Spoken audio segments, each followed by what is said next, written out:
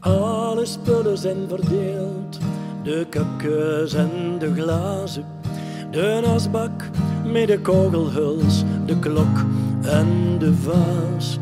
De kringloop haalt de meubels op, uit bij de grote kast. Iemand die onze verhalen niet kent, gooit de lakens in de was. En in de lege keuken liggen nog lucifers bij het gas. Zal ik koffie voor u zetten, of heb je geen tijd?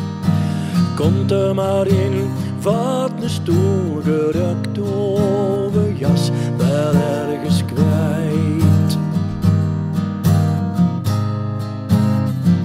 Er is zomaar een huis met zomaar een tuin, in zomaar een plaats op de wereld, die op de site van de makelaar te koop staat sinds een jaar. Maar hier woonden mijn ouders, hier waren we thuis. Wandelstok, rollator en de ketel op het fornuis. En als ik achter hem kwam, dag jongen, welkom thuis. Zal ik koffie voor u zetten, of heb je geen tijd?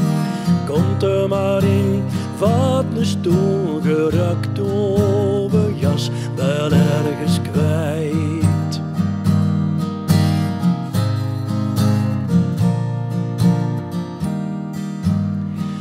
Alleen de traplift zit er nog, die moeten ze nog komen halen.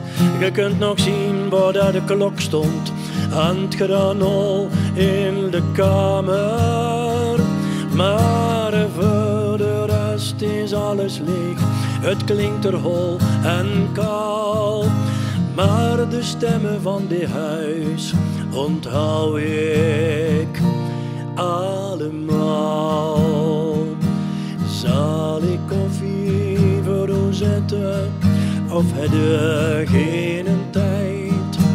Komt er maar in, vat een stoel, gerukt overjas, wel ergens kwijt. Hoe lang blijven die stemmen nog bij